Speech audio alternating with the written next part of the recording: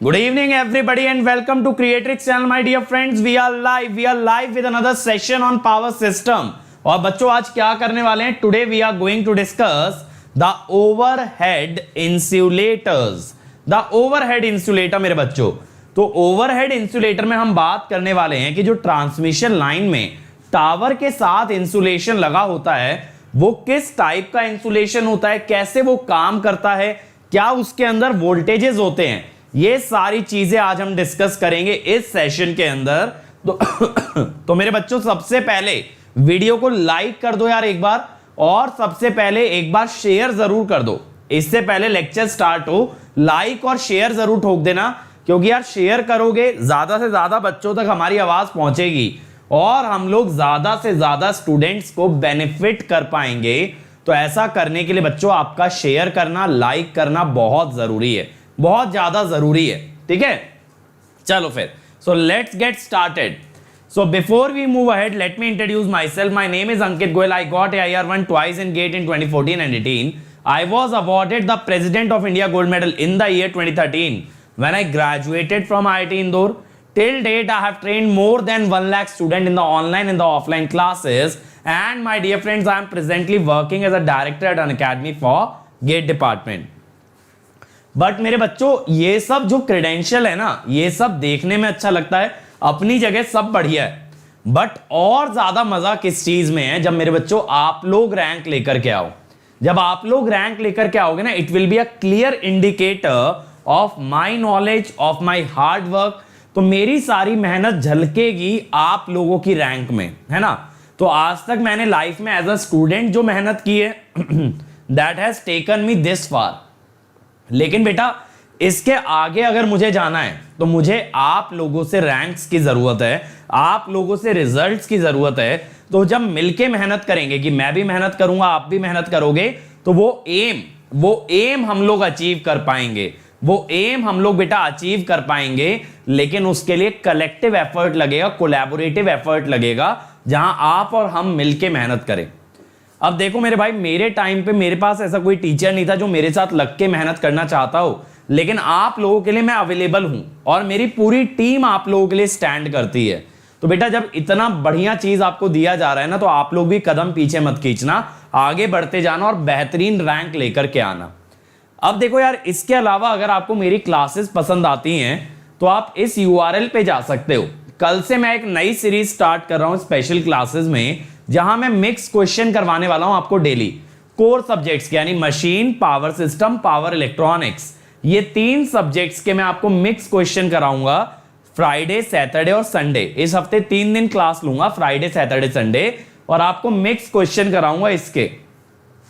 अब अगर आपको वो देखना है मेरे भाई, देखने के लिए आपको क्या करना पड़ेगा? आपको इस URL पे जाना है। Then you will go into the first folder, upcoming special classes. वहां आपको सारे लिंक्स मिल जाएंगे मेरे भाई। तो आना जरूर सेशन में, और खूब एंजॉय करेंगे, खूब सीखेंगे। इसके अलावा मेरे भाई देखो, इंडिया की सबसे पहली वीडियो बुक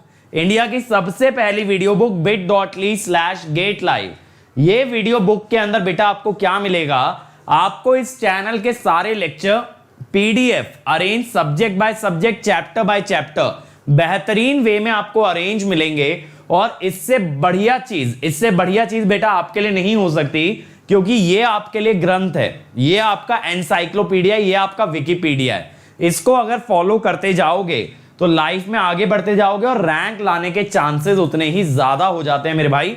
तो बिल्कुल इस वीडियोस को देखने के लिए ये लिंक विजिट करना जरूरी है। और आज तक जितने सब्जेक्ट इस चैनल पे हमने कवर कराए हैं सारे आपको मिलेंगे। और मैं आपको इतना बता दूं बेटा, गेट का कंप्लीट सिलेबस मिलेगा।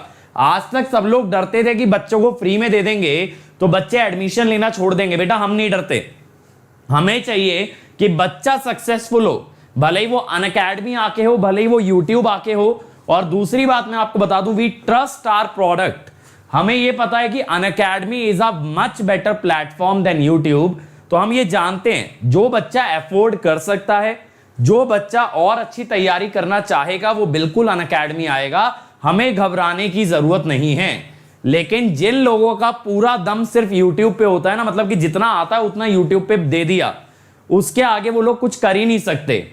तो वो लोग घबराते हैं कि अगर हम YouTube पे पढ़ाने लग गए तो बच्चा हमसे क्यों पढ़ने आएगा। बेटा हम नहीं डरते, हम पूरी ईमानदारी से पढ़ाते हैं आपको YouTube पे भी, पूरी ईमानदारी से पढ़ाते हैं प्लस पे भी। अब डिसीजन आपके हाथ में रहता है कि आपको लाइफ में कैसे आगे बढ़ना है, और आप चाहो तो हमसे YouTube पे पढ़ो, चाहो तो आप हमसे प्लस पे पढ़ो, आपकी इच्छा है। एंड ऑफ द डे आपको रैंक लेके आना है, that is the objective, that is the objective. अब इसके अलावा मेरे भाई देखो, अगर प्लस पे आते हो तो क्या बेनिफिट होते हैं। सारे टॉप एजुकेटर की लाइव क्लास, उनके crash course, rank improvement batch, doubt clearing, previous year question, practice question, इसके अलावा test series, weekly quiz, daily practice paper. बेटा हर चीज मिलती है, हर चीज। आपको मैं बताऊं, कल से मैं पावर इलेक्ट्रॉनिक्स स्टार्ट कर रहा हूं सुबह 8 बजे प्लस पे, और उसमें हर टॉपिक के होमवर्क क्वेश्चन आपको दिए जाएंगे। हर संडे आपका टेस्ट लगेगा जितना आपने तैयार किया है, और गेट और ईएससी पॉइंट ऑफ व्यू से कंप्लीट सिलेबस करेंगे, और ऐसा करेंगे कि पावर इलेक्ट्रॉनिक्स में सवाल रुकेगा नहीं। ऐसी तैयारी करवा देंगे आपकी पावर इलेक्ट्रॉनिक्स के अंदर, and that is a promise, that is a promise. तो इसीलिए मैंने बोला कि plus is a much better platform, आपका एक एक डाउट क्लियर किया जाता है। बेटा देखो, जब मेरे को डाउट आते थे ना अपने टाइम में, मैं क्या करता था कि मैं स्किप कर देता था। क्या करूं, कोई हेल्प ही अवेलेबल नहीं थी, किससे पूछूं, किससे सीखूं। लेकिन बेटा अगर आप प्लस पे आते हो ना, तो मैं personally, Vishal sir, Shankar sir, Kamesh sir, सब लोग आपके सारे डाउट्स क्लियर करेंगे। एक एक जो आपके मन के अंदर डाउट आता है आपको क्लियर कट समझाया जाएगा, और इससे बढ़िया कुछ नहीं हो सकता कि एग्जाम देने से पहले आप सारे डाउट एक बार निपटा दो। क्योंकि बेटा जो टॉपर होते हैं ना, वो एक कॉन्फिडेंस से जाते हैं पेपर में, अगर वो डाउट रह जाता है तो वो आपका कॉन्फिडेंस किल कर देता है। तो वैसा ना होने पाए, इसके लिए प्लस पे आना जरूरी है। इसके अलावा देखो, अगर आइकॉनिक की बात करें तो बेटा ये तो प्लस का बड़ा भाई है। कैसे, ये कहता है जो मेरा छोटा भाई देगा, प्लस देगा, वो तो मैं दूंगा ही दूंगा। इसके साथ साथ मैं क्या दूंगा, इसके साथ साथ मैं दूंगा आपको एक पर्सनल कोच। ये पर्सनल कोच वो होगा जो खुद गेट और ईएससी रैंकर है, और आपको डे इन डे आउट बेटा गाइड करता रहेगा। डे इन डे आउट बेटा आपको गाइड करता रहेगा कि कैसे तैयारी करनी है, कब क्या पढ़ना है। तो जो स्ट्रैटेजीज के लिए आप यूट्यूब चैनल्स पे भागते रहते हो ना, वो सब जरूरत नहीं पड़ेगी। आपके लिए पर्टिकुलरली क्या स्ट्रैटेजी होनी चाहिए वो बनवाएगा आपका पर्सनल कोच। तो बेटा भेड़ चाल फॉलो नहीं करनी है। जो रैंकर्स होते हैं ना, वो अपना रास्ता अलग चुनते हैं, वो भेड़ चाल नहीं फॉलो करते हैं, ये बात याद रखना। ये पर्सनल कोच वो रास्ता आपको दिखाने में मदद करेगा, रास्ते पे चलना आपको है, लेकिन समय समय पे आपका मार्गदर्शन करेगा बेटा ये पर्सनल कोच, यानी रास्ते से बिल्कुल डेविएट नहीं होने देगा। ये आपका स्टडी प्लानर बनवाएगा, पूरा शेड्यूल बनवाएगा। ये आपका टेस्ट एनालिसिस अलग से कराएगा, यानी आपके स्ट्रेंथ और वीकनेसेस क्या हैं। ये आपके साथ स्टडी बूस्टर सेशन करेगा, जहां आपको यह बताएगा कि कैसे आप अपनी तैयारी को बूस्ट कर सकते हो। और पता है सबसे गजब बात, आइकॉनिक वाले बच्चों को टीचर से भी एक्स्ट्रा टाइम मिलता है। जैसे आज ही रात को आइकॉनिक वाले बच्चों के लिए मेरे पास 9 बजे सेशन आया है, तो where I will interact with them over a Zoom call, वैसा है। तो बेटा इस तरह का पर्सनलाइजेशन आपको मिलता है आइकॉनिक के अंदर, जहां आप 1 to 1 बात कर सकते हो टीचर से भी। तो अगर ये सब फैसिलिटी चाहिए तो आइकॉनिक में आओ। साथ साथ यहां स्टडी मटेरियल और इंटरव्यू गाइडेंस भी आपको दिया जाता है। ठीक है, चलो चलो फिर स्टार्ट करें भाई, चलो स्टार्ट करें। So let's get started. तो आज बच्चों हम डिस्कस करने वाले हैं ओवरहेड इंसुलेटर। सर ये इंसुलेटर, ओवरहेड इंसुलेटर क्या होते हैं? बेटा देखो, जो आपकी ओवरहेड लाइंस होती है ना, उनके ऊपर कोई इंसुलेटर की कवरिंग नहीं होती। पिछला चैप्टर जो मैंने आपको केबल्स बताया, तो मैंने बताया आपके केबल का जो कंडक्टर होता है उसके चारों तरफ इंसुलेटर की कवरिंग होती है। लेकिन ओवरहेड लाइन में बेटा ऐसा नहीं होता। ओवरहेड लाइन के अंदर कंडक्टर बेयर कंडक्टर होता है। बेयर कंडक्टर का मतलब है जिसे कहते हैं ना नंगी तार, वैसा होता है कि यानी उसके ऊपर कोई कोटिंग नहीं होती है। अब उससे करंट लगने का खतरा है, उससे करंट लीकेज का खतरा है टावर से। तो इसीलिए टावर और कंडक्टर के बीच में जो इंसुलेटर लगता है, जो ये शेप के आपने देखे भी होंगे, इसे कहते हैं ओवरहेड इंसुलेटर। Overhead insulator. इससे क्या होता है, इससे क्या होता है कि जो भी वायर में करंट जा रहा है ना, वो टावर के थ्रू अर्थ में नहीं घुसेगा।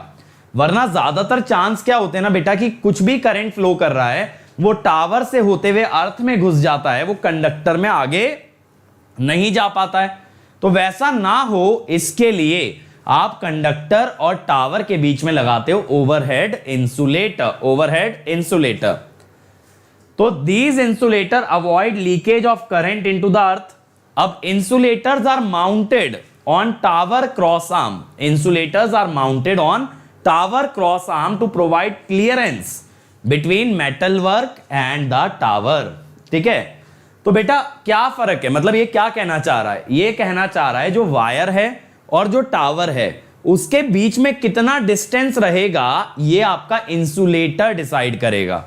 जैसे देखो, मान लो ये टावर है,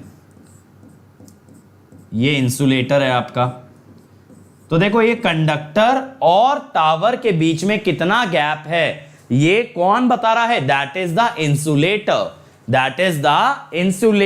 is that clear?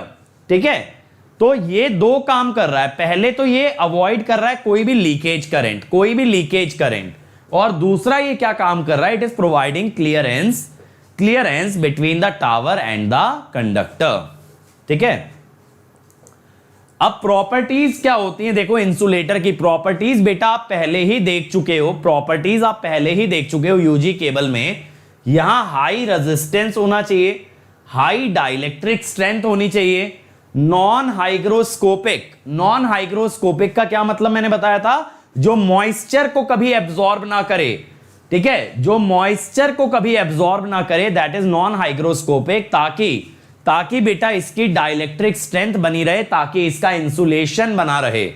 Free from impurities, यानी ये काफी प्योर होना चाहिए, it should be as pure as possible, और उससे क्या होगा, इसकी डाइलेक्ट्रिक स्ट्रेंथ और रेजिस्टेंस हाई रहेगा। इलेक्ट्रिकली एंड केमिकली इनएक्टिव, यानी किसी से रिएक्ट ना करे, ठीक है, किसी से रिएक्ट ना करे, और हाई मैकेनिकल स्ट्रेंथ। अब आप कहोगे सर हाई मैकेनिकल स्ट्रेंथ क्यों होनी चाहिए, बेटा देखो ये जो आपका कंडक्टर जा रहा है ना, इसका वजन ये आपका इंसुलेटर तब ही ले पाएगा जब इसकी खुद की मैकेनिकल स्ट्रेंथ अच्छी होगी। ये इंसुलेटर कंडक्टर का वेट तब ले पाता है when its mechanical strength is good. अगर मैकेनिकल स्ट्रेंथ अच्छी नहीं होगी तो it can't take the weight. अब ये जो प्रॉपर्टी है, this is extra from UG cable, ये यूजी केबल में नहीं थी।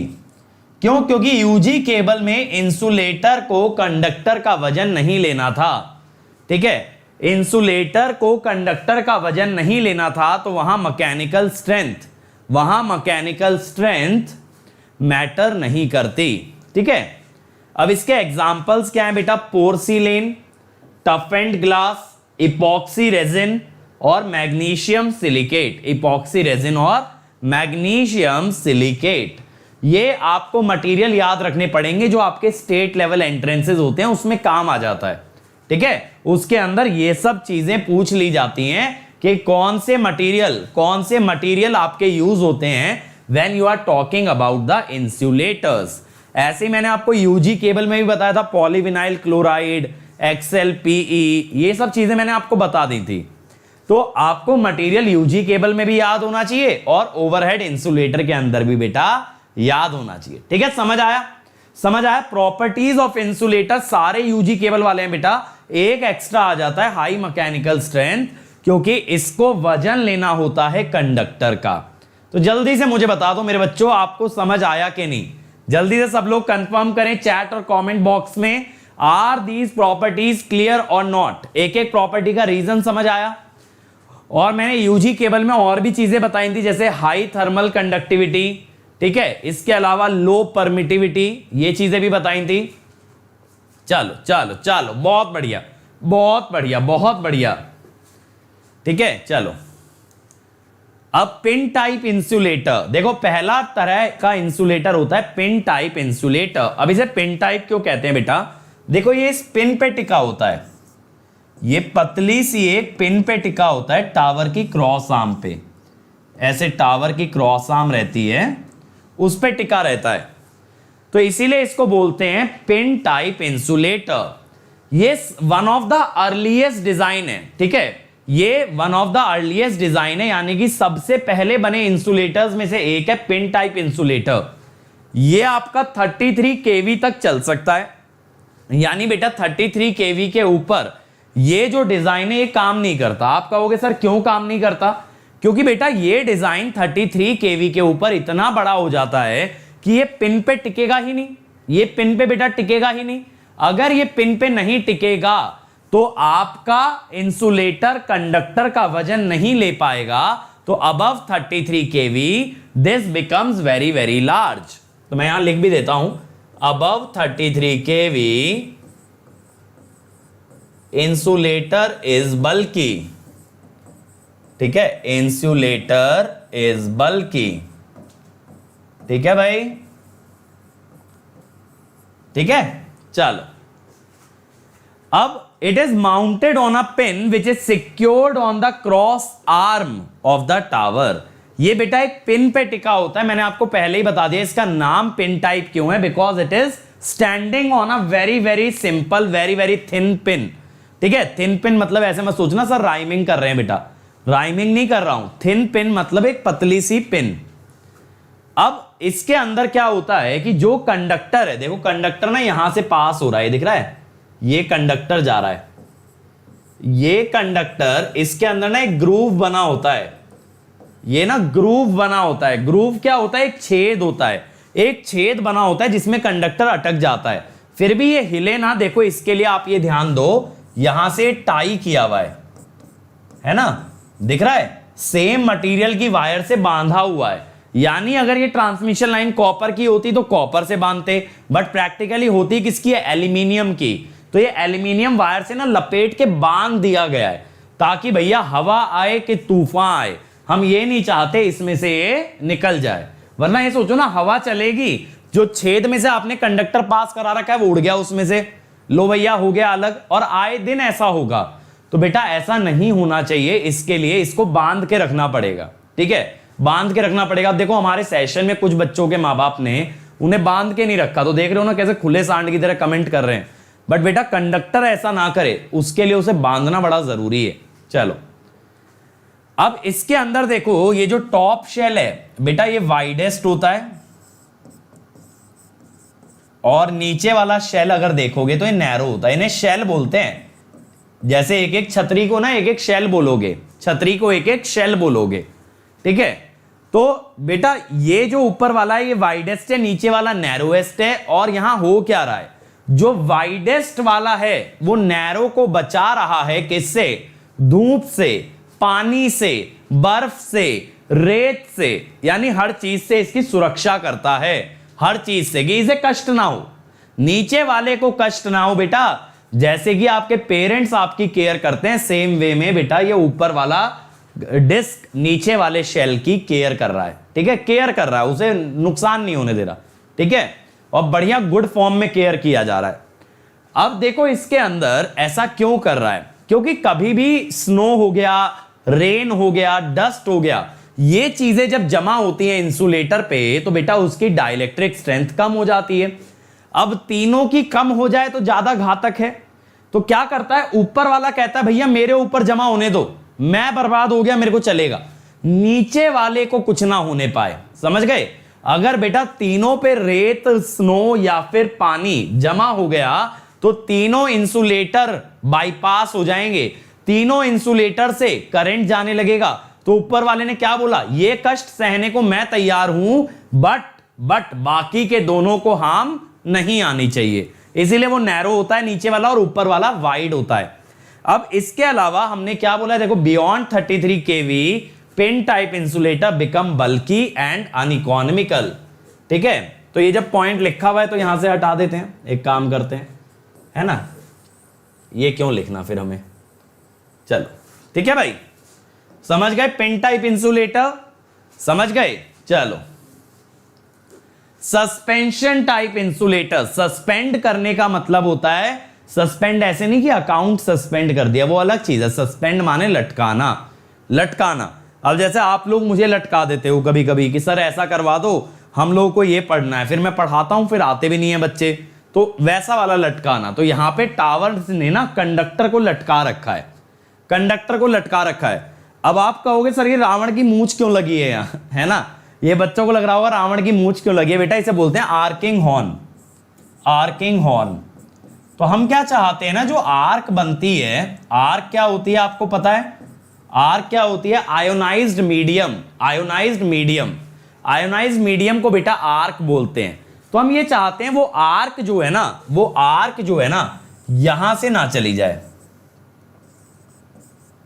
तो आर्क हमारी कॉन्सेंट्रेटेड यहां रह जाएगी अगर ये आर्किंग हॉर्न यूज करते हैं। अगर ये आर्किंग हॉर्न यूज करते हैं तो आर्क इंसुलेटर को बाईपास नहीं करेगी। देखो एक चीज सोचो, इंसुलेटर तो भैया रोके बैठा है करंट को, बट इसके चारों तरफ की एयर ने अगर धोखा दे दिया, वो ब्रेक डाउन हो गई, तो करंट एयर से होते हुए टावर में चला जाएगा। अब बेटा ये तो बड़ी दिक्कत वाली बात हो गई ना, अगर एयर ने धोखा दे दिया तो करंट जाने लगेगा टावर के अंदर। तो that is something we can not allow. इसीलिए आर्क को कंसंट्रेटेड रखेंगे नीचे नीचे, उसके लिए लगते हैं आर्किंग हॉर्न। समझ गए? चलो बढ़िया बात है। और दूसरी बात पता है क्या होती है? अगर आर्क कभी बनती हुई है ना हाई वोल्टेज से, तो it can damage the insulator. तो बेटा ऐसा कभी हो ना, मतलब ऐसा कभी ना होने पाए, इसीलिए हमें क्या लगाना पड़ता है? Arcing horn. अब देखो यहां पे जो इंसुलेटर है बेटा, इसके अंदर ना छोटी छोटी डिस्क होती हैं, और पता है आपको डिस्क के बीच में मेटल होता है। ये छोटी छोटी डिस्क हैं बेटा, और डिस्क के बीच में क्या लगा है? मेटल लगा है, मेटल लगा है। अब suspension insulator Hanks from the cross arm of a supporting structure. ठीक है, तो सस्पेंशन इंसुलेटर देखो ये क्रॉस आर्म पे टिका है, this is on a cross arm, cross arm. ठीक है, अब number of disc define the working voltage, यानी कितनी वोल्टेज ये झेल सकता है। ठीक है, कितनी वोल्टेज बेटा ये झेल सकता है, that is given by the number of disc. ज्यादा डिस्क लगाओगे ज्यादा इंसुलेशन है, यानी ज्यादा वोल्टेज झेल सकता है, और अगर कम डिस्क लगाओगे, कम इंसुलेशन है, तो कम वोल्टेज। आपको ये पता है ना, voltage is directly proportional to insulation. ये चीज मैंने पहले भी बताई है ना, मशीन में भी बताई है, पावर सिस्टम में भी बताई है। Voltage is proportional to insulation. तो कितना इंसुलेशन दे रहे हो इस पे डिपेंड करेगा ये कितनी वोल्टेज को टॉलरेट कर सकता है। अब इसमें हर एक डिस्क अप्रोक्सीमेटली 11 केवी की होती है। तो ये मत कहना सर 33 केवी माने 3 डिस्क, ऐसा बेटा नहीं होता। आज ही आगे जो हम एक टॉपिक पढ़ेंगे उसमें समझाऊंगा आपको कि कभी भी number of disc into voltage of each disc total voltage नहीं होता, क्योंकि सब पे बराबर वोल्टेज कभी आती ही नहीं है। आप 11-11 की खरीद तो लाए, 11-11 की खरीद तो लाए। अच्छा ऐसा सोचो, एक गाड़ी की बैक सीट है, एक गाड़ी की बैक सीट है, उसमें 3 लोगों की जगह बनी है। आजकल तो 2 की आती है, चलो फिर भी 3 की बनी है। तो बेटा हर कोई अपनी अपनी सीट में सिमटेगा थोड़ी। कोई मोटा सा एकदम हैवी सा बंदा बैठ गया, वो दूसरे वाले की भी आधी खा जाएगा। समझ रहे हो? बनाया तो बराबर बराबर ही था ना, लेकिन बराबर लोग थोड़ी थे। तो आपने डिस्क तो बराबर वोल्टेजेस की खरीदी, लेकिन बेटा वोल्टेज जो इनके पास गई एक्चुअल में, वो वोल्टेज अनइक्वल गई। कभी भी वोल्टेज बराबर डिवाइड नहीं होगी, वोल्टेज अलग अलग डिवाइड होगी। भले ये बनी बराबर वोल्टेज के लिए थी, भले ये बनी बराबर वोल्टेज के लिए थी। क्लियर है? चलो, अगर बेटा इसमें से एक भी डिस्क डैमेज हो जाए तो घबराने वाली बात नहीं है, डरना नहीं। ठीक है, उस डिस्क को आप रिप्लेस कर देना और कोई समस्या आएगी नहीं। लेकिन यहां देखो, अगर कुछ भी डैमेज हुआ ना, आपको यहां पे दिख रहा है ये जुड़े हुए बने हैं, ये जुड़े हुए बने हैं। यानी जब मैन्युफैक्चरर ने मैन्युफैक्चर किया था तो ये पूरा हिस्सा हमें दिया था, लेकिन यहां पे मैन्युफैक्चरर ने एक एक डिस्क बनाई जिसे बाद में हमने जोड़ा। तो एक डिस्क अगर खराब हो गई तो हम उसे बदल देंगे, रिप्लेस कर देंगे। लेकिन बेटा अगर यहां पे कुछ भी खराब हुआ तो ये पूरा इंसुलेटर ही बदला जाएगा, यहां एक डिस्क नहीं बदली जा सकती। समझे? तो बेटा ये क्या है, ये हाई वोल्टेज पे यूज होता है, यानी 33 केवी तक किसे यूज कर लो, पिन टाइप को। 33 से ऊपर अगर चला गया तो सस्पेंशन टाइप आएगा, 33 के ऊपर अगर चला गया तो सस्पेंशन टाइप आएगा। मानस पूछ रहे हैं सर आर्किंग हॉर्न पे कैसे कंसंट्रेट होता है। मानस देखो क्या होता है, जब भी कहीं पे एजेस होते हैं तो बेटा उन एजेस पे चार्ज डिपोजिशन ज्यादा होता है, चार्ज डेंसिटी ज्यादा होती है, तो इलेक्ट्रिक फील्ड भी ज्यादा होती है। वहां पे ही बेटा फिर आर्क भी बनती है। तो arc is generally formed at the edges और एट द शार्प पॉइंट्स। जितना शार्प होगा वहां आर्क बनेगी। और आप देख पा रहे हो इसके एजेस हमने शार्प रखे हैं। ये पूरी हवा चारों तरफ की ये शार्प थोड़ी है, लेकिन ये जो एजेस हैं दीज आर शार्प। शाहनवाज पूछ रहे हैं सर 11 केवी आरएमएस है या पीक है? बेटा आरएमएस होती है, पीक वोल्टेज कभी डिफाइन नहीं करते। अब आते हैं शैकल टाइप इंसुलेटर। देखो ये पुराना सा खंबा है लकड़ी का, इसमें आपने ये देख रहे हो शिवजी का डमरू जैसा होता है, वैसा आपका इंसुलेटर है ना। तो इस इंसुलेटर को बोलते हो शैकल टाइप इंसुलेटर। अब बेटा इनका जरूरत कहां होता है? जैसे मान लो ट्रांसमिशन लाइन ऐसे जा रही है, ट्रांसमिशन लाइन ऐसे जा रही है, आगे जाके उसे मुड़ना है ऐसे आपकी तरफ। देखो पहले ऐसे जा रही है, जैसे मैं ऐसे चल के जा रहा हूं, ठीक है, और मेरे को ना यहां पे मेरी गली खत्म हो गई, यहां पे मेरी रोड खत्म हो गई, अब मुझे ऐसे चल के आपकी तरफ आना है। तो बेटा 90 डिग्री का टर्न हुआ, समझ आया? 90 डिग्री का टर्न हुआ। अब ये 90 डिग्री बेटा अगर वायर ऐसे घुमा दोगे तो वहां कोना आएगा, वायर पे एक शार्प एज आएगा। और अभी मैंने आपको बताया आर्क बन जाती है शार्प एज पे, ठीक है, आर्क बन जाती है शार्प एज पे। तो ज्यादातर ये शैकल टाइप इंसुलेटर का यूज वहां होता है जहां वायर को मोड़ना होता है, या जहां पे रोड खत्म हो रही होती है, या तो डेड एंड या टर्न्स, वहां किसका यूज करते हैं? Shackle type insulator, shackle type insulator. लेकिन बेटा ये कम वोल्टेज ही झेल सकते हैं, सिर्फ 11 केवी तक, सिर्फ 11 केवी। अब देखो एक वायर यहां से जा रही है, अगर ध्यान दो, एक वायर यहां से गई, एक वायर यहां से गई, इनके बीच में ना देखो यहां से कनेक्शन कर दिया है, ये कनेक्शन दे दिया है, इसको जंपर भी बोलते हैं, जंपर, ठीक है। वरना क्या होगा, अगर इन्हें आपस में कनेक्ट ही नहीं करोगे तो करंट कैसे जाएगा एक तरफ से दूसरी तरफ, ठीक है। यानी देखो एक वायर को ना ऐसे ले जाओ यहां तक और दूसरी वायर इधर को चली गई। अब ये दो अलग अलग वायर हैं, एक जो उधर से आ रही है और एक जो बेटा तुम्हारी तरफ आ रही है, ये दो अलग अलग वायर हैं। तो इनको बीच में ना एक वायर लटका के जोड़ दो, एक वायर लटका के इनको जोड़ दो। बात कुछ क्लियर हुई? देखो अगर मैं ऐसे एक वायर लेके जा रहा हूं इस तरफ और एक वायर आपकी तरफ आ रही है, दो अलग अलग वायर्स हैं, तो इनको बीच में एक वायर से आपने जोड़ दिया, जिसे मैंने बोला जंपर। क्लियर है? अब इसके अंदर insulator is coated with an extremely hard smooth glaze that reduces the accumulation of surface deposit. यानी बेटा ऐसा आपको कोटिंग करना है, देखो जैसा इस फिगर में मैंने दिखाया भी था, दिख रहा है कितना चिकना कोटिंग है। ये इतना चिकना कोटिंग होता है जिसके ऊपर डिपॉजिट होना किसी चीज का मुश्किल होता है, इस पे कुछ भी डिपॉजिट होना थोड़ा सा टफ हो जाता है, इस तरह का कोटिंग हमें देना पड़ता है। Is that clear? Such coating is needed. चलो अब आते हैं स्ट्रेन टाइप इंसुलेटर। तो जैसा रेड्डी ने बोला कि भैया शैकल नहीं स्ट्रेन यूज होता है, बिल्कुल सही बात है, लेकिन बेटा ज्यादा वोल्टेज पे, जैसे पिन टाइप का, पिन टाइप को रिप्लेस किसने किया? आपके सस्पेंशन टाइप ने। ऐसे ही शैकल को रिप्लेस करेगा, शैकल को रिप्लेस करेगा स्ट्रेन टाइप। शैकल को कौन रिप्लेस करेगा बेटा? Strain type.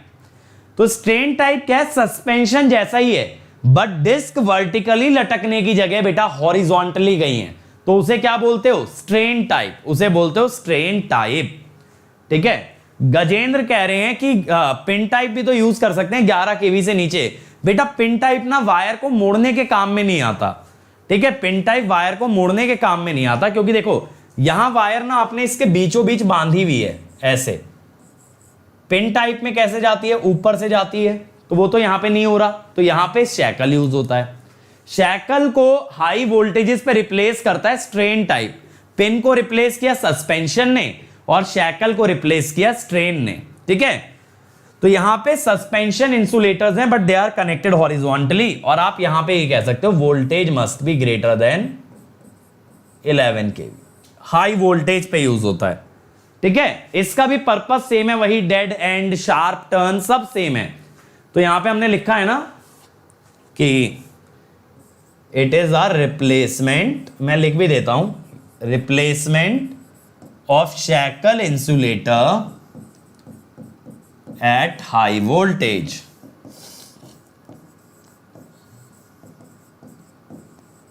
समझ आ गए ये चारों?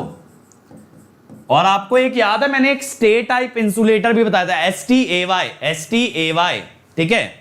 कॉम्प्रिहेंसिव सब्जेक्ट में ESE pre plus mains both cover होंगे।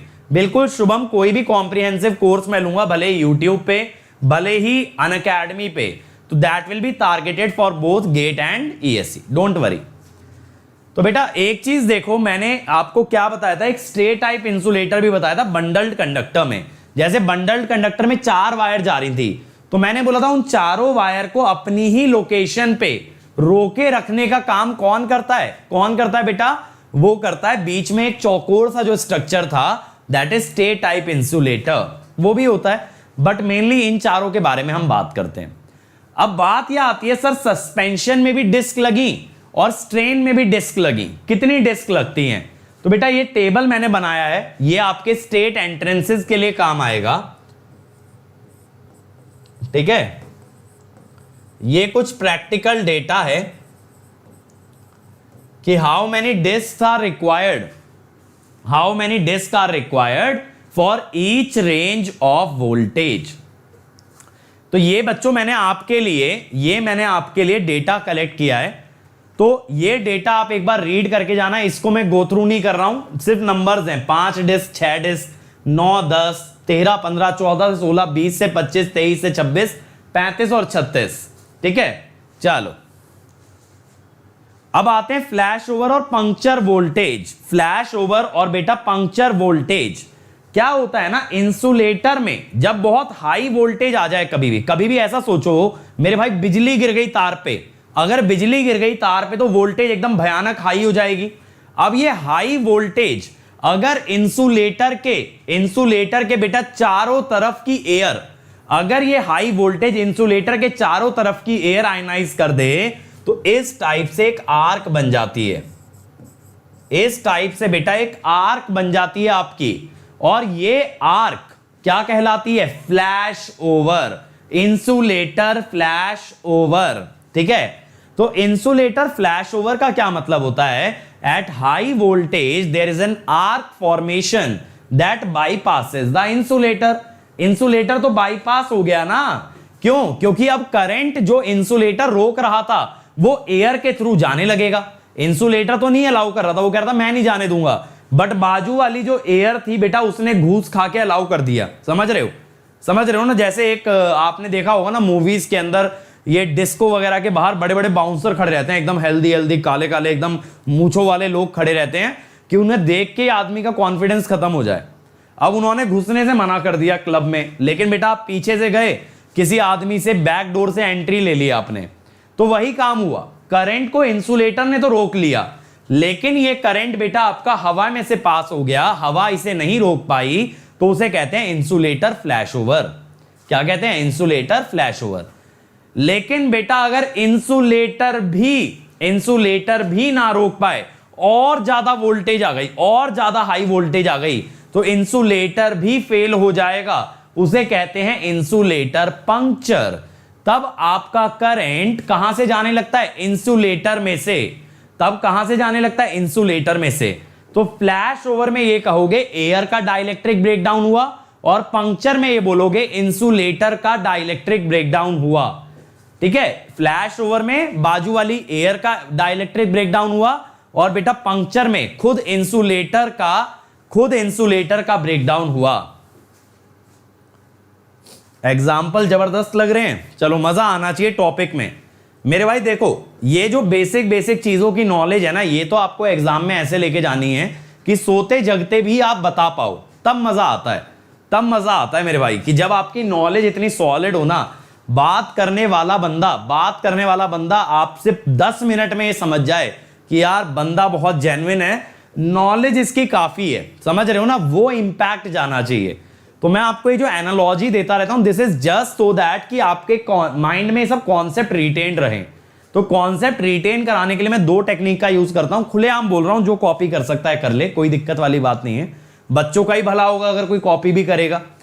एक तो विजुअलाइजेशन, खतरनाक विजुअलाइजेशन होना चाहिए। अगर आपने वो चीज असलियत में देख ली तो मैं मानता हूं ज्यादा अच्छे से याद रहती है, क्योंकि जितना मैंने पढ़ा है ना यार मेमोरी के बारे में, pictures are better retained in memory than text. अब बेटा आपको ये फोटो तो याद रहेगी, इसके बाजू में लिखा ये टेक्स्ट याद नहीं रहने वाला। दूसरा क्या होता है, अगर उस एग्जाम्पल को, उस कॉन्सेप्ट को हमने किसी चीज से रिलेट कर लिया है ना, माइंड के अंदर कोई विजुअल बना लिया जिससे हम रिलेट कर लें, तो और ज्यादा अच्छे से याद रह जाता है, और ज्यादा अच्छे से याद रह जाता है। तो मैं भी जानता हूं यार, आप लोग गेट ईएससी की तैयारी कर रहे हो, मैं खुद रैंक लेकर के आया हूं कि बर्डन बहुत है, बर्डन बहुत है, ठीक है। तो इसीलिए आपके लिए कोर सब्जेक्ट्स आसान बनाने का मैं काम कर रहा हूं, और कुछ भी नहीं है।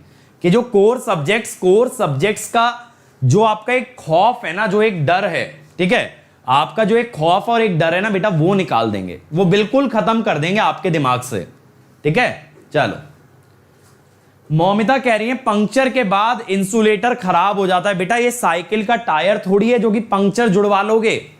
इसमें से अगर करंट बह गया, इसमें से करंट बह गया तो तुम्हारा पूरा इंसुलेटर जल जाएगा, पूरा इंसुलेटर जल जाएगा। ये साइकिल के टायर वाला पंक्चर नहीं है जिसे गए अंदर से एक रबड़ की टेप लगवाई और जुड़ गया। बचपन में मेरी साइकिल भी बहुत पंक्चर हुई है, मैंने भी बहुत पंक्चर लगवाया मेरे भाई। वो पानी में डाल के देखते हैं ना हवा कहां से निकल रही है, वो सब काम हमने भी किया है, ठीक है। चलो, इतनी बात क्लियर हुई। तो देखो ये तो कंसेप्चुअल डिस्कशन था इंसुलेटर पे, अब इसके बाद हम बढ़ेंगे न्यूमेरिकल डिस्कशन पे। बट पहले ना मैं आज आपके लिए एक बहुत बढ़िया सा वीडियो लेके आया हूं। ये देखो कि अगर बेटा आप अनअकैडमी लर्निंग ऐप डाउनलोड करते हो ना, तो आपको जितने भी बैचेस आने वाले हैं वो यहां पे दिख जाते हैं, बैचेस आपको दिख जाते हैं। फिर आपको दिख जाते हैं top educator, Marut sir, Satyajit sir, Sanchit sir, Negi sir, Jaspal sir, मैं। फिर आपको नीचे दिखते हैं बेटा अपकमिंग कोर्सेज, जो भी बैचेस या कोर्सेज स्टार्ट होने वाले हैं। इसके बाद दिखते हैं जो कोर्सेज अभी अभी स्टार्ट हुए हैं। तो अगर आप अनअकैडमी लर्निंग ऐप डाउनलोड करते हो तो आपको ये सारी इंफॉर्मेशन ऑटोमेटिक मिल जाती है। तो जितने भी बच्चे मुझसे पूछते रहते हैं कि सर ये कहां से मालूम चलेगा, वो कहां से मालूम चलेगा, वो ऐप डाउनलोड करके इस तरह से स्क्रॉल कर सकते हैं। तो बेटा ऐप तो डाउनलोड कर ही लेना, कल से मिक्स क्वेश्चन कराने वाला हूं। तो अनअकैडमी लर्निंग ऐप आज ही फोन में डाउनलोड करना। कल 12 बजे मेरा सेशन है, कल 12 बजे machine, power system, power electronics, इनके मिक्स सवाल मैं आपको कराऊंगा। तो बेटा मैं आपको ना गेट तक इतना तैयार कर दूंगा ना कि जब 12 सब्जेक्ट एक साथ सामने आएंगे तो आपको यमराज नहीं दिखेगा, आपको मजा आएगा। क्योंकि आप जानते हो वो आपकी स्ट्रेंथ है, जो बाकी जनता की वीकनेस होगी ना बेटा, उसको तुम्हारी ताकत बना के रख दूंगा। ये मेरा वादा है तुमसे, है ना। कोर सब्जेक्ट से मैं बता रहा हूं, आधे से ज्यादा इलेक्ट्रिकल इंजीनियर्स घबराते हैं, कम से कम 70-80% लोग घबराते हैं। लेकिन अगर कोर सब्जेक्ट में बेटा तुमने आग ना लगा दी ना इस साल, तो फिर ये समझ लो मेरी टीचिंग वेस्ट है ना। तुम लोग इस बार आग लगा के आने वाले हो, आप इस बार आग लगा के आने वाले हो कोर सब्जेक्ट्स में, एक एक सवाल को फोड़ दोगे, ऐसी आपकी तैयारी हो रही है, ठीक है। तो उसके लिए अनअकैडमी ऐप डाउनलोड कर लेना। प्रैक्टिस बहुत ज्यादा जरूरी है, बिना प्रैक्टिस के बेटा रैंक नहीं आएगी। मैं भी जानता हूं तुम्हें लेक्चर सुनने में बहुत मजा आता है, बट सिर्फ इतना काफी नहीं है। एक रैंक लाने के लिए सिर्फ इतना बेटा काफी नहीं पड़ेगा, ठीक है। चलो अब आते हैं वोल्टेज डिस्ट्रीब्यूशन पे। जैसा मैंने आपको बेटा बताया कि वोल्टेज जो होती है ना वो बराबर नहीं बटती। आप 11-11 केवी की डिस्क तो ले आए, लेकिन सब पे 11 केवी नहीं आने वाली है, वोल्टेज अलग अलग आएगी। तो ये जो डिस्क होती है ना बेटा, इसके अंदर दो तरह की कैपेसिटेंस होती है। देखो ये जो है ना, मैंने डैश डैश जो दिखाया, ये टावर है। ये क्या है? टावर है। ये भी किससे बना है? मेटल से। और ये जो है ना, इन्हें कहते हैं मेटल लिंक। क्या कहते हैं भाई? Metal link. तो बेटा जब दो मेटल के बीच में डाइलेक्ट्रिक आ जाए, जब दो मेटल के बीच में बेटा डाइलेक्ट्रिक आ जाए, तो वहां क्या बनता है? कैपेसिटर। तो देखो ये भी मेटल, ये भी मेटल, तो ये बन गया शंट कैपेसिटर। Shunt capacitor. अब ये ऊपर नीचे मेटल, बीच में जो डिस्क है दैट इज इंसुलेटर या डाइलेक्ट्रिक। तो यहां पे भी क्या बन गया? एक कैपेसिटर दैट इज सीएम। तो यहां पे भी एक कैपेसिटर आ जाता है आपका बेटा सीएम। समझे मेरी बात? दो कैपेसिटेंस बन गए ना, दो कैपेसिटेंस बन गए, एक तो मेटल और टावर के बीच में, एक मेटल और मेटल के बीच में। तो दो तरह के कैपेसिटेंस आपके बन गए, एक तो मेटल और टावर, एक मेटल और मेटल। इतनी बात मेरी समझ आई? इतनी मेरी बात क्लियर हुई कि नहीं हुई? जल्दी से बता दो। चलो हो गई। अब बेटा क्या होता है ना, ये जो कंडक्टर है, ये आपका कंडक्टर है। कंडक्टर का voltage with respect to ground हमेशा क्या होगा, वीपीएच। दो कंडक्टर्स के बीच में तो लाइन टू लाइन आएगा, लेकिन कंडक्टर और टावर के बीच में क्या आएगा, वीपीएच। अगर आप ये चीज देखो, ये जो कैपेसिटर है ये भी तो कंडक्टर और टावर के बीच में है, ये भी किसके बीच में है, कंडक्टर और टावर। तो इसका वोल्टेज भी बेटा फिक्स है, वीपीएच। वीपीएच समझ गए। कंडक्टर का वोल्टेज टावर तक या अर्थ तक क्या होता है, वीपीएच। तो जब ये खुद कंडक्टर और टावर के बीच में या कंडक्टर और अर्थ के बीच में है, तो इसका वोल्टेज भी क्या होगा, वीपीएच। तो यानी इसका वोल्टेज फिक्स है, वीपीएच ही आएगा, इसका वोल्टेज और कुछ नहीं आएगा। तो आप इसको रिमूव भी कर सकते हो, क्या फर्क पड़ता है, क्या फर्क पड़ता है मेरे भाई, इसको रिमूव भी कर सकते हो क्योंकि इसका वोल्टेज फिक्स्ड है। तो अब हमारे पास मॉडल बस इतना बचा, सीएस वाले दो ही लिए। आप ये मत कहना सर तीसरा कहां गया, बेटा कोई फर्क नहीं पड़ने वाला तीसरे से, उसका वोल्टेज फिक्स है, बाकी वोल्टेज अननोन है। अब ये मैंने तीन वोल्टेज माने, V1, V2 और V3। V1, V2 और V3 हो सकता है तीनों बराबर हो, जो कि मैं आपको पहले बता चुका हूं प्रैक्टिकली बराबर नहीं होते, बट अभी के लिए तीनों अलग अलग मान लिए, बराबर हुए तो बराबर आ जाएंगे। अब बेटा मैं ना दो नोड पे केसीएल लगाने वाला हूं, एक तो ये 2 नंबर पे और एक 1 नंबर पे। तो 1 वाले पे लगाते हैं पहले, केसीएल एट नोड 1। अब बेटा देखो केसीएल अगर लगाओगे, I2 is the incoming current, I1 and I1 dash is the outgoing. I2 incoming है, I1 और I1 डैश आउटगोइंग है। अब I2 है इस CM का करंट, इस CM का करंट है। कैपेसिटर का करंट कैसे निकालते हो यार, V2 बाय, लो ऐसे निकालोगे ना, V2 by 1 by J omega CM, V2 by 1 by J omega CM। और ये जो वोल्टेज है ना बेटा ये ऐसे हैं, कंफ्यूज मत होना, ये वोल्टेजेस ऐसे हैं, ठीक है। कंडक्टर का पॉजिटिव है और ग्राउंड या अर्थ को क्या लोगे, नेगेटिव लोगे। अब I1 भी CM का करंट है, I1 भी किस में है, CM में, लेकिन उसकी वोल्टेज कितनी है, V1। तो अब मैं डायरेक्टली लिख रहा हूं, ठीक है, समझ गए होगे ना, 1 बाय जे ओमेगा सी में ऊपर जाके जे ओमेगा CM बनेगा। अब I1 डैश है CS का, I1 डैश है CS का। अगर आप ध्यान दो ये CM और CS पैरेलल में है, ये CM और CS बेटा पैरेलल में है। कैसे, ये वाला टर्मिनल कॉमन है और बाहर से ये अर्थिंग वाला भी कॉमन है, तो दो कॉमन हो गए, एक तो ये 1 वाला और एक बाहर से अर्थिंग वाला। तो यानी CS का वोल्टेज भी कितना होगा, V1 होगा। तो V2 is V1 1 plus CS by CM, ठीक है। तो ये CS बाय CM को ना बेटा क्या मान लो, M मान लो, M which is less than 1। अब आप कहोगे सर M 1 से छोटा क्यों हुआ, बेटा ये जो CS होता है ना ये काफी छोटा होता है CM से। ऐसा क्यों, देखो epsilon of air is less than epsilon of insulator. दूसरा क्या होता है कि distance of tower and string, इसको स्ट्रिंग बोल देते हैं। ये जो लटका हुआ आपका सस्पेंशन टाइप इंसुलेटर है इसे स्ट्रिंग बोलते हैं। Distance of tower and string is high. समझ में मेरी बात आई, क्यों मेरे भाई, स्ट्रिंग और टावर के बीच का डिस्टेंस लार्ज होने की वजह से एप्सिलॉन A बाई डी के हिसाब से ये कैपेसिटेंस छोटा हो जाता है। ये है तो इंसुलेटर और टावर के बीच में ही, तो इंसुलेटर से टावर तक का अगर डिस्टेंस हाई होगा तो ये कैपेसिटेंस बेटा छोटा हो जाएगा, ये कैपेसिटेंस छोटा हो जाएगा। अब समझ में आ गया, देखो दोनों वोल्टेज बराबर नहीं आई ना, बराबर तो नहीं आई, क्या आ गया, V2 is V1 into 1 plus M, ठीक है भैया। अब अगला KCL लगा लेते हैं, KCL एट नोड नंबर 2, ठीक है, KCL एट नोड नंबर 2। यहां I3 इनकमिंग है, I2 और I2 डैश आउटगोइंग है। I3 is incoming, I2 and I2 dash is outgoing. तो क्या बनेगा भाई, I3 इज, अब I3 कितना है, Cm का करंट है, Cm का करंट है। I2 कितना है, Cm का ही करंट है, Cm का ही बेटा करंट है। I2 डैश कितना है, Cs का करंट है, Cs का।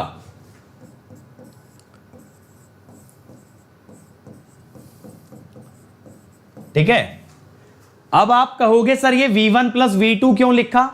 बेटा देखो ये वाला पोटेंशियल 0 वोल्ट है, ठीक है। अब इस पॉइंट का वोल्टेज कितना होगा, इधर भी 0 आ गया ना। अब इस पॉइंट का वोल्टेज ग्राउंड के रेस्पेक्ट में आएगा V1 प्लस V2, ये V1 ये V2, तो इस नोड का वोल्टेज हुआ V1 प्लस V2, इधर तो ग्राउंड ही है। ऐसा समझ लो ये जो 1 वाली नोड है ना, इसका वोल्टेज है V1, ये जो 2 वाली नोड है इसका है V2, और ये जो कंडक्टर है इसका है V1 plus V2 plus V3, ऐसे। ठीक है, ये समझ में आया कि ये वोल्टेजेस ऐड होते जा रहे हैं नीचे आते हुए।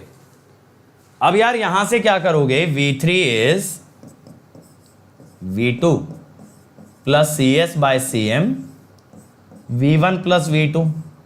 अब V2 का तो यार आप जानते ही हो क्या है, V1 इंटू 1 प्लस M, ये CS बाय CM भी है 1, सॉरी M, V2 है V1 into 1 plus M।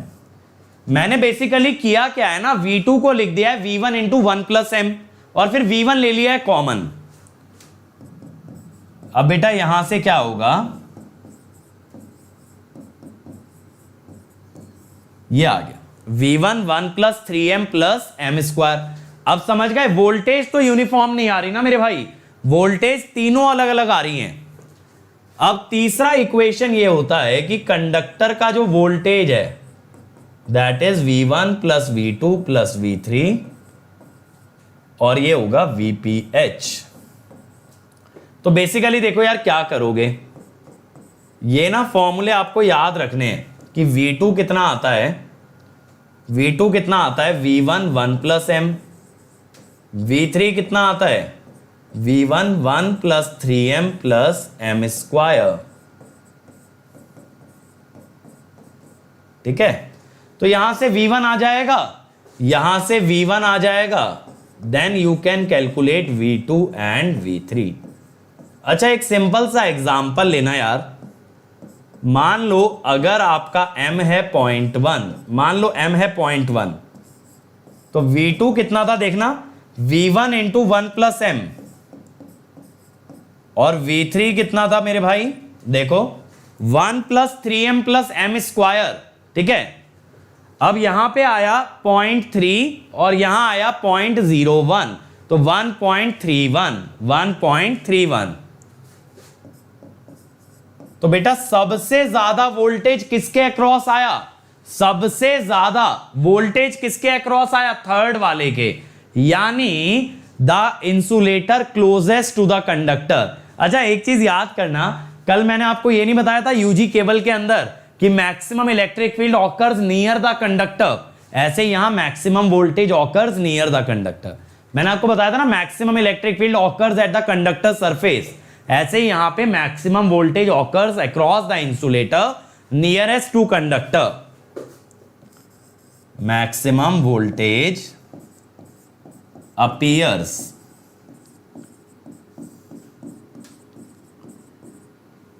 across insulator near to conductor। समझ गए? चलो मैं ये उम्मीद करता हूं ये कॉन्सेप्ट आपको समझ आया। अब बेटा यहां पे ना एक टर्म मैं आपको और समझाने वाला हूं, तो पहले मुझे ये बता दो चैट और कमेंट बॉक्स में कि आप लोगों को समझ आया या नहीं, समझ आया ना। अब एक टर्म बेटा मैं आपको और समझाने वाला हूं, that is string efficiency. String efficiency क्या बताती है, ये बताती है नॉन यूनिफॉर्मिटी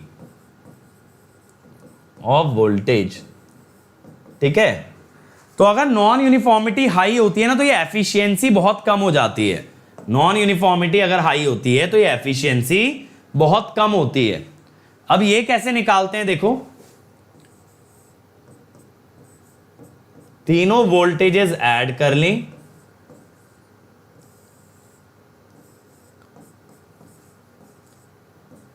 ये ऐसे सोचो यार, मान लो अब अपने पास 3 बच्चे हैं, जैसा मैं चैट में देख रहा हूं, वैभव, ज्योति और प्रमोद। अब वैभव ने बोला कि भाई मैं एक दिन में 10 घंटे पढ़ सकता हूं, ठीक है। ज्योति ने बोला मैं 8 घंटे पढ़ सकती हूं, और प्रमोद ने बोला भैया मेरे तो 4 से ऊपर कभी जाता ही नहीं है। तो प्रमोद ने 4 बोला, ज्योति ने 8 बोला, वैभव ने 10 बोला, ठीक है। तो आइडियली मैं क्या चाहूंगा कि मेरे तीनों बच्चे 10-10 घंटे मेहनत करें, जो भी मैक्सिमम है उतनी मेहनत करें, ताकि सबकी रैंक बढ़िया आए। तो टोटल कितना हुआ बेटा, 10 + 8 + 4, ठीक है। एक्चुअल में 4 + 8 + 10 मैक्सिमम V3 होता है, तो 4 + 8 + 10 22 हुआ। लेकिन मेरी एक्सपेक्टेशन क्या थी कि तीनों लोग 10-10 पढ़ें, तो 3 × 10 30, तो यहां से क्या आ गई, एफिशिएंसी। तो मैं क्या कहता हूं कि सिंस, ध्यान देना, since V3 is maximum, we want all disk to handle maximum voltage so that number of disk required reduces। समझ गए, समझ आई मेरी बात? भाई नंबर ऑफ डिस्क अगर कम रह गई, मतलब ऐसा मान लो हर एक डिस्क ने कर लिया 11-11 केवी हैंडल, तो 33 केवी में 3 ही लगी ना। लेकिन अगर नीचे वाली 11 ले रही है तो बाकी ऊपर वाली तो 11 से कम लेंगी, तो आपको 3 नहीं 4 डिस्क लगानी पड़ेंगी, तब 33 केवी हैंडल होगा। समझ आया? तब 33 केवी हैंडल होगा, क्योंकि अगर नीचे वाली ने 11 ले ली तो ऊपर वाली दोनों 11 से कम पे ही आएंगी। अगर सब 11-11 लेते तो 3 डिस्क में मात्र अपना काम हो जाता। तो स्ट्रिंग एफिशिएंसी पे भी आपका क्वेश्चन आ सकता है बेटा। तो यहां से आपको याद क्या क्या रखना है मैं ये बता देता हूं। देखो, एक तो ये फॉर्मूला याद करना है, एक ये फॉर्मूला याद करना है, एक बेटा ये फॉर्मूला याद करना है, ठीक है, और एक ये याद करोगे। These are the formulas that you will memorize। अब ये देखो, जितनी नॉन यूनिफॉर्मिटी होगी उतना ही कम आएगा आपका string efficiency. Higher non uniformity, lower string efficiency. अब बात है नॉन यूनिफॉर्मिटी आई किसकी वजह से? मैं कहता हूं बेटा ये m की वजह से आई, ये m की वजह से आई। अगर यहां m 0 होता तो V2 V1 होता, m 0 होता तो V3 भी V1 होता। तो ये नॉन यूनिफॉर्मिटी आ रही है m की वजह से। तो स्ट्रिंग एफिशिएंसी अगर बढ़ानी है तो m को घटा दो। m घटाने का मतलब है m होता है CS/Cm, तो m रिड्यूस करने का मतलब है रिड्यूसिंग CS। CS किसके बीच का कैपेसिटेंस है? स्ट्रिंग इंसुलेटर और टावर, स्ट्रिंग और टावर, ठीक है, उसके बीच का कैपेसिटेंस है। तो अगर ये कैपेसिटेंस बेटा आपको घटाना है तो डिस्क और टावर के बीच का डिस्टेंस बढ़ाना पड़ेगा। डिस्क और टावर के बीच का डिस्टेंस बढ़ाना पड़ेगा। देखो ये वाला डिस्टेंस, ये डिस्टेंस बढ़ाना पड़ेगा। लेकिन बेटा ये कब बढ़ेगा? ये कब बढ़ेगा? जब टावर की ये क्रॉस आर्म लंबी हो जाए। ये ऐसे क्रॉस आर्म है ना, मान लो मैं ऐसे टावर हूं, ऐसे मैं टावर हूं, तो यहां मेरा ये जो हाथ दिख रहा है ना, यहां इंसुलेटर है। अगर ये डिस्टेंस बढ़ाना है तो मेरा हाथ लंबा करना पड़ेगा, ठीक है। तो ऐसा करने के लिए टावर की कॉस्टिंग बढ़ जाती है। ऐसा करने के लिए बेटा टावर की कॉस्टिंग बढ़ जाया करती है। तो इसीलिए size and cost of tower increases, so this method is uneconomical. समझ गए? एप्सिलॉन A/D से सोच लो ना, अगर डिस्टेंस बढ़ाओगे तो कैपेसिटेंस गिरेगी, तो डिस्टेंस बढ़ाने के लिए टावर की क्रॉस आर्म लंबी करोगे, क्रॉस आर्म अगर लंबी करोगे तो कॉस्टिंग बढ़ेगी। अगला आता है इंसुलेटर ग्रेडिंग। अब हम ये कहते हैं भाई तीनों वोल्टेज बराबर बनाने के लिए क्यों ना तीनों डिस्क अलग अलग लगा दे। तीनों डिस्क एक जैसी क्यों लगाएं? क्यों ना हर डिस्क ऐसी बनाओ जिसकी कैपेसिटेंस अलग हो। चलो भाई मान लिया, ऐसा भी करके देख लेते हैं। तो मैंने 3 कैपेसिटेंस बना ली, C1, C2 और C3, C1, C2 और C3। फिर से KCL लगाएंगे, देखो फिर से KCL। तो पहले 1 वाले पे लगा लो, 1 वाले पे लगा लो, I2 is I1 plus I1 dash. Insulator grading का मतलब क्लियर है ना, तीनों इंसुलेटर अलग अलग लगा रहे हैं। जैसे कल मैंने यूजी केबल में ग्रेडिंग कराई थी, तो मैंने क्या बोला था कि पूरे में एक इंसुलेटर ना लगा के अलग अलग लगा दो। ऐसे ही अब कर रहे हो, एक डिस्क या एक तरह के इंसुलेटर की जगह अलग अलग तरह के इंसुलेटर लगा रहे हो। अब I1 प्लस I1 डैश। अब मैं ये मान रहा हूं कि भैया ऐसा करने से अगर मुझे 100% एफिशिएंसी मिल रही है, यानी V1 equal to V2 equal to V3 equal to V, ऐसा मैंने मान लिया, ठीक है, कि भैया तीनों डिस्क अलग अलग कर रहा हूं तो मुझे 100% एफिशिएंसी चाहिए। 100% एफिशिएंसी का मतलब है तीनों वोल्टेज बराबर। तो I2 कितना है, I1 j omega C1 V1 I1 dash. अब मैं मान रहा हूं कि आपको समझ आ रहा होगा वोल्टेज कैसे ले रहे हैं, ठीक है। अब V2 और V1 तो बराबर ही है मेरे भाई, ये तो आप मान रहे हो ना, V2 और V1 V के बराबर है। तो यहां से C2 कितना आया, C1 प्लस CS, या तो C1 कॉमन ले लो,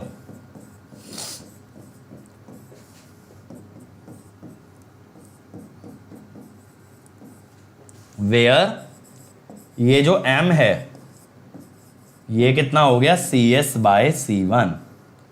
समझ आ रहा है ना सब लोगों को? चैट और कमेंट बॉक्स में बताओ। बस KCL लगा रहा हूं मेरे भाई, बस KCL लगा रहा हूं, और कोई दिमाग लगाने की जरूरत नहीं है। अब 2 पे आ जाओ।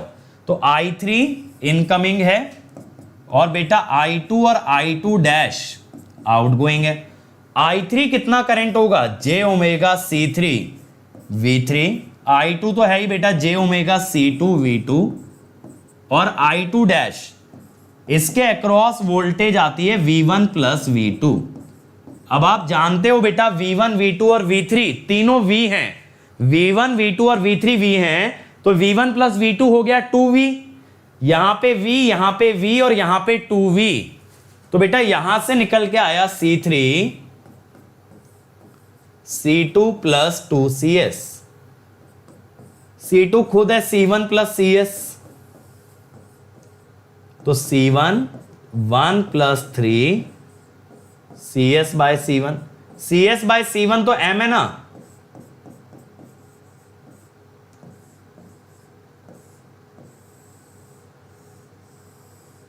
ठीक है, सॉरी 1 प्लस 3M आ रहा है ना। अब बेटा ये तो बहुत बढ़िया बात हो गई, 3 अलग अलग कैपेसिटर लगा के या 3 अलग अलग डिस्क लगा के आपने वोल्टेज तो इक्वल कर दी। लेकिन मेरे भाई अब तीनों डिस्क की मैन्युफैक्चरिंग अलग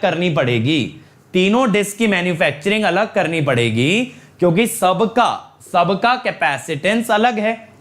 तो all disc have to be manufactured separately. अब यार एक चीज समझना, कोई भी मैन्युफैक्चरिंग होती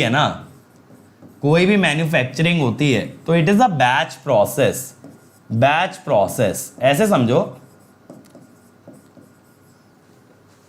जैसे कभी गेहूं से आटा बनते हुए देखा है, तो आपने देखा होगा जो चक्की होती है उसमें बोरी भर गेहूं एक बार में डाल देते हैं, पूरे का आटा बन जाता है। अब ये सोचो एक एक गेहूं वो ऐसे डाल रहा है, ऐसे करके एक एक गेहूं डाल रहा है। अब मेरे भाई कितना महंगा हो जाएगा, कितनी देर मशीन चलेगी जस्ट वो आटा मैन्युफैक्चर करने के लिए। समझ में आ रही है बात? तो ऐसा कभी नहीं होता। Manufacturing is always a batch process, यानी कि बल्क में अगर कोई चीज मैन्युफैक्चर करते हैं तो कॉस्टिंग कम पड़ती है, तो यहां पे क्या होगा, कॉस्ट इंक्रीजेस। तो ये मेथड भी नहीं चलाएंगे, अनइकोनॉमिकल है। तीसरे पे आते हैं स्टैटिक शील्डिंग, या इसे कहते हैं गार्ड वायर। अब गार्ड वायर क्या होती है यार, एक केबल टाइप एक केबल जैसा स्ट्रक्चर लगा देते हैं कंडक्टर और मेटल जंक्शन के बीच में, ठीक है। कंडक्टर और मेटल के बीच में एक केबल लगा दी जाती है और वो केबल के अंदर कुछ कैपेसिटेंस होती है, जैसे ऊपर देखो Cx दिखाया है, नीचे Cy दिखाया है। और आपने देखा भी होगा नीचे की कुछ इंसुलेटर वाली डिस्क को बाईपास किया जाता है, उसे कहते हैं गार्ड वायर, ठीक है। अब यहां पे क्या करते हैं, अब मैं कहता हूं फॉर, फिर से वही एजम्पशन ले रहा हूं, फॉर 100% एफिशिएंसी। आप ये बोलोगे कि 100% एफिशिएंसी तब होगी जब V1, V2 और V3 तीनों कितना आ जाए, V कितना आ जाए मेरे भाई, V, ठीक है, ठीक है ना, ऐसा हो जाए अगर। अब मेरे भाई, अब मैं क्या कहता हूं ना, देखो अब की बार तीनों कैपेसिटर या तीनों डिस्क एक जैसी हैं, तीनों डिस्क बेटा एक जैसी हैं इस बार, तो हम क्या कह रहे हैं, ऑल डिस्क आर आइडेंटिकल,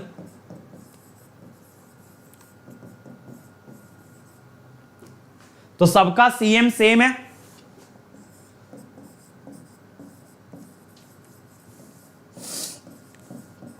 तो फॉर सेम वोल्टेज इनके करंट भी सेम होने चाहिए। सेम वोल्टेज बेटा तभी मिलेगी जब तीनों के करंट्स भी सेम होंगे। तीनों के करंट जब सेम होंगे तब आपको सेम वोल्टेज मिलेगी। अगर ये तीनों करंट बराबर हो गए, आप कहोगे सर ऐसा कैसे कह रहे हो, यार देखो इंपीडेंस तो सेम है, CM CM CM। अब अगर करंट भी सेम होगा तभी तो वोल्टेज सेम बनेगी, V = I × Z। तो मैंने क्या बोला, I1 I2 और I3 अगर बराबर हैं, I2 और I1 बराबर हैं, तो ये Ix और I1 डैश भी बराबर होने चाहिए। सोच के देखो ना, I2 और I1 अगर बराबर है बेटा, तो Ix must be equal to I1 dash, must be equal to I1 dash. अब देखो यहां पे क्या होगा, Ix jωCX, ये ना ये दो इंसुलेटर्स के पैरेलल जा रहा है, यानी V2 + V3 है इसका वोल्टेज। इसका वोल्टेज कितना है, V2 + V3, और I1 डैश का है V1। अब ये सारी वोल्टेज तो V है ना, तो ये 2V हो गया और ये V हो गया।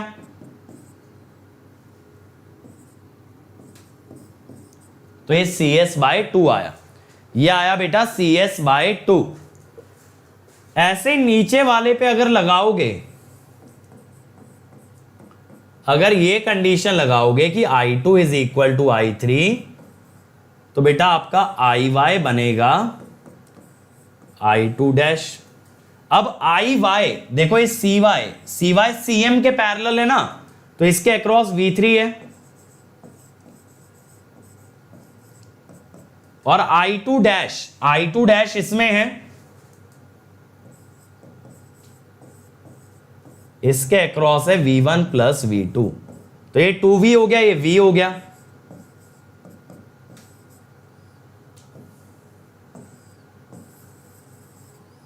ये CY था,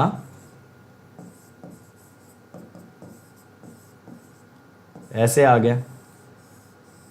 तो यहां पे अगर आप ये ऐसी गार्ड वायर प्लेस कर देते हो, तो इससे बेटा क्या होता है, आपकी स्ट्रिंग एफिशिएंसी सुधर जाती है।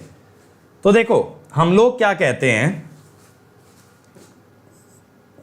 कि more non uniformity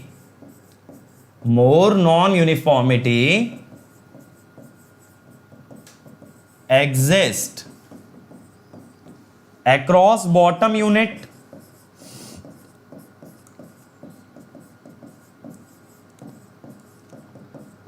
so guard wire is placed across some bottom units। कुछ बॉटम यूनिट्स के अक्रॉस लगाओ, क्योंकि वहीं ज्यादा नॉन यूनिफॉर्मिटी है। आप कहोगे सर कैसे, देखो यार यहां पे देखो, पहले 1.1 V1 बना, यानी 0.1 की नॉन यूनिफॉर्मिटी आई, फिर 1.31 बना, यानी 0.21 की नॉन यूनिफॉर्मिटी आई, 0.21 का डिफरेंस। तो ज्यादा डिफरेंस किस में आया? V3 में। तो जो नीचे की डिस्क होती है ना उसमें ज्यादा डिफरेंस आता है, तो वहां आपको गार्ड वायर का ज्यादा यूज करना पड़ेगा।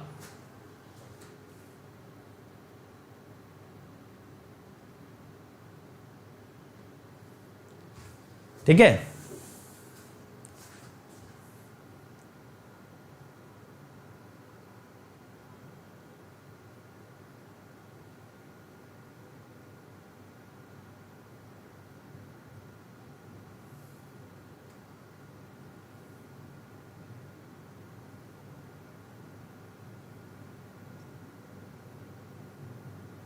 ठीक।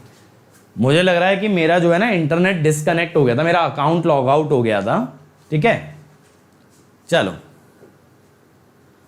तो बेटा यहां पे हम लोग क्या कह रहे हैं कि आपकी जो नॉन यूनिफॉर्मिटी है वो ज्यादा है नीचे वाली डिस्क में, वो ज्यादा है बेटा नीचे वाली डिस्क में, तो वहां गार्ड वायर का ज्यादा यूज करोगे। अच्छा ऐसा मान लो अगर आपने 36 डिस्क लगाई है, 36, तो हर एक में तो गार्ड वायर नहीं दे सकते ना, 36 गार्ड वायर थोड़ी लगाओगे। तो आप गार्ड वायर कहां लगाओगे? जो उसकी आखिरी वाली यूनिट्स हैं, वो मैं यहां पे कहना चाहता हूं कि आप गार्ड वायर कभी भी सभी यूनिट्स पे प्लेस नहीं करते हो, क्योंकि लंबी स्ट्रिंग के अंदर ऐसा पॉसिबल नहीं है, तो आप लास्ट वाली में लगाते हो। इसके अलावा मेरे भाई, इसके अलावा आप क्या करना, wherever guard wire is placed, wherever guard wire is placed, assume voltage on both sides equal,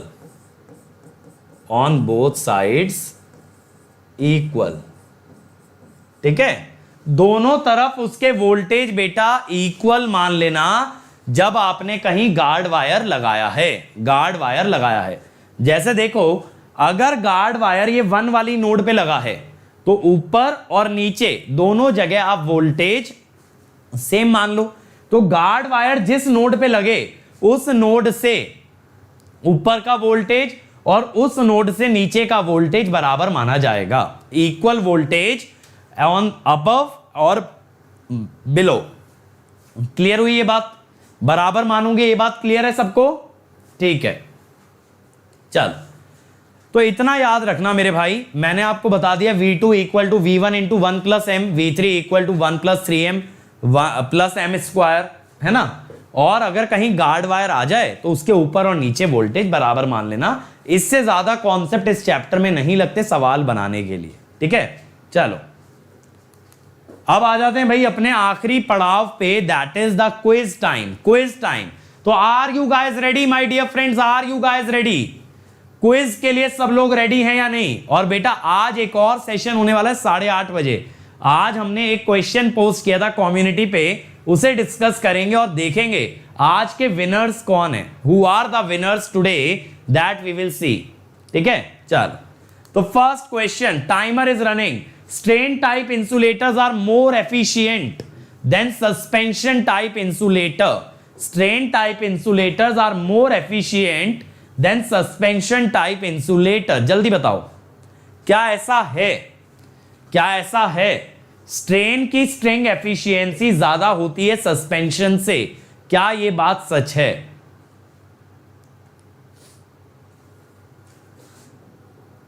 तो मेरे बच्चे कह रहे हैं फॉल्स, तो बेटा इसका आंसर है ट्रू। अब आप कहोगे सर ऐसा कैसे? देखो यार, स्ट्रेन में ना डिस्क देखो ऐसे आगे बढ़ती जाती हैं, डिस्क ऐसे आगे बढ़ती जाती हैं। तो बेटा जब ये डिस्क आगे बढ़ रही हैं तो distance of tower and disc increase हो रहा है। अगर ऐसा होगा CS डिक्रीज होगा, M डिक्रीज होगा, नॉन यूनिफॉर्मिटी घटेगी। और अगर बेटा नॉन यूनिफॉर्मिटी घटेगी तो एफिशिएंसी बढ़ेगी। सस्पेंशन में क्या होता है ना, सस्पेंशन में सारे के सारे डिस्क बराबर डिस्टेंस पे होते हैं। स्ट्रेन में आगे जाते हुए डिस्टेंस बढ़ता जाता है। डिस्टेंस अगर बेटा बढ़ता जाएगा तो ऑब्वियसली आपका नॉन यूनिफॉर्मिटी कम हो जाएगा, क्योंकि CS गिरेगा, CS गिरेगा, M गिरेगा, एफिशिएंसी बढ़ेगी। अगला, insulator gets damaged by insulator flash over. चलो जल्दी से बताओ।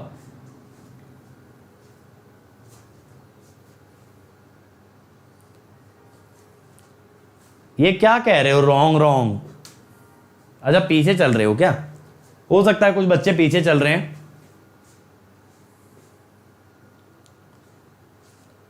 मेरे भाई टाइम अप होने वाला है। तो this statement is true if arcing horn is not used. ठीक है, यानी कंडीशन है यार, अगर आर्किंग हॉर्न लगाओगे तो नहीं होगा डैमेज, क्योंकि आर्क इंसुलेटर को कुछ नुकसान नहीं पहुंचाएगी। लेकिन अगर आर्किंग हॉर्न नहीं लगा तो वो आर्क इंसुलेटर का टेम्परेचर बढ़ा के उसे भी डैमेज कर सकती है, उसे भी डैमेज कर सकती है। क्या होता है ना, जो आर्क बनती है उसका टेम्परेचर हाई होता है, और ये high temperature can damage insulator. तो हमेशा तो नहीं, समटाइम्स। ठीक है, हमेशा तो नहीं कहेंगे, बट समटाइम्स। चलो अगला, the voltage across the unit nearest to the conductor is maximum. अब ये इजी है राहुल, इंसुलेटर पंक्चर से तो डैमेज बेटा होना ही होना है, बट आर्क के भी हाई टेम्परेचर से हो सकता है। इंसुलेटर पंक्चर तो हमेशा डैमेज होगा, हमेशा होगा। ठीक है, टाइमर चल रहा है भाई, जल्दी से बता दो। Nearest to the conductor the voltage is highest and the time is up. Answer is true. ठीक है, दिस इज ट्रू। तो अब बेटा देखो, ये हमारा हो गया ओवरहेड इंसुलेटर। अब कल क्या करेंगे? कल डीपीपी लगाएंगे इंसुलेटर पे और यूजी केबल पे। और मैंने जैसा बताया, कल से मैं मिक्स क्वेश्चन की सीरीज स्टार्ट कर रहा हूं, तो उसके लिए लिंक यहां मिलेगा। कल की क्लास 12 बजे होने वाली है, ये अपकमिंग स्पेशल क्लासेस में आपको लिंक मिल जाएगा। इसके अलावा इंडिया का सबसे पहला वीडियो बुक, जहां आपका सारा लेक्चर, सारे PDF chapter by chapter arranged हैं, और बेटा इससे आप कंप्लीट गेट की तैयारी कर सकते हो। तो वो आपको मिलेगा इस लिंक पे bit.ly/GateLive। लेकिन मेरे भाई ये URL में जो गेट लाइव है, इसको अपर केस रखना, इसको लोअर केस नहीं रखना। This must be upper case. अब इसके अलावा देखो, अगर आप प्लस सब्सक्रिप्शन लेते हो अंकित ESE कोड से, तो 1 ईयर पड़ेगा 27,225, 1.5 ईयर 34,650 और 2 ईयर 39,600। यहां आपको बढ़िया से अरेंज्ड बैचेस मिलेंगे। इसके अलावा मेरे भाई यहां आपको सारे टॉप एजुकेटर की लाइव क्लास, प्रैक्टिस के लिए डेली प्रैक्टिस पेपर और प्रैक्टिस क्वेश्चन अलग से मिलेंगे। वीकली टेस्ट होगा, एक टेस्ट सीरीज अलग से चलेगी। इसके अलावा प्रीवियस ईयर क्वेश्चन मिलेंगे, और बेटा सबसे बड़ी बात, सारे डाउट क्लियर किए जाएंगे। अभी मंडे से नया बैच आ रहा है क्रैश कोर्स का। अगर वो बैच ज्वाइन करना चाहते हो तो अभी प्लस को सब्सक्राइब करो using the code Ankit ESE। और अगर आइकॉनिक पे अंकित ESE लगाते तो 1 ईयर का पड़ेगा 45,225, 2 ईयर 66,600। इसमें पर्सनल कोच मिलेगा, साथ ही साथ टीचर से भी पर्सनल इंटरैक्शन बेटा आपको मिलने वाला है। पर्सनल इंटरैक्शन आपको टीचर से भी मिलेगा, उनके साथ बात करने का मौका मिलेगा, स्टडी मटेरियल और इंटरव्यू गाइडेंस, ये सारी चीजें मिलेंगी आइकॉनिक के अंदर। तो आइकॉनिक आपको लेना है बेटा 1 ईयर या 2 ईयर का, और आपको इतना बढ़िया तरीके से गाइड किया जाएगा कि रैंक ना आए, ऐसा बहुत कम चांस है। और ये मेरा अनअकैडमी प्रोफाइल है, आज ही ऐप डाउनलोड करके फॉलो कर लेना, तभी कल मेरी आप मिक्स सब्जेक्ट की बैचेस अटेंड कर पाओगे। राहुल बिल्कुल एक एवरेज स्टूडेंट तगड़ी रैंक ला सकता है बेटा, अनअकैडमी पे आपके साथ उस लेवल पे काम किया जाता है। और ये हमारी टीम का टेलीग्राम चैनल है, और मेरा पर्सनल टेलीग्राम चैनल, अगर आप आना चाहते हो, मुझसे कनेक्ट करना चाहते हो, तो बेटा ये है, ये मेरा पर्सनल टेलीग्राम चैनल है, where you can connect with me. और यहां आ जाओगे ना तो एक भी लेक्चर मिस नहीं करोगे, एक भी बैच मिस नहीं करोगे, सब आपको आइडिया रहेगा। और ये हमारे अदर चैनल, मैकेनिकल, सिविल, इसके अलावा Telugu, then SSC JEE, computer science, GATE question, junction Pathshala and GS terminal. तो बेटा जेई और एई एग्जाम के लिए ये दोनों चैनल सब्सक्राइब कर लो। गेट क्वेश्चन पीवाईक्यूज के लिए, गेट तेलुगु स्पीकिंग स्टूडेंट के लिए जंक्शन पे पावर इलेक्ट्रॉनिक्स पूरा हिंदी में मिल जाएगा। पाठशाला पे बेस्ट एनिमेटेड कंटेंट आपको मिलने वाला है, दैट इज अ गारंटी। ठीक है, so thank you everyone. Video को लाइक जरूर करना यार, शेयर करना अपने सभी के दोस्तों के साथ और सब्सक्राइब कर लेना चैनल को और बेल आइकन जरूर हिट करना ताकि आपको नोटिफिकेशन आते रहें। तौकीर मेरे भाई, आप सीएल वाधवा से प्रैक्टिस कर सकते हो, उसके क्वेश्चंस आपको गेट रेलिवेंट मिलेंगे। ठीक है, थैंक यू एवरीबॉडी।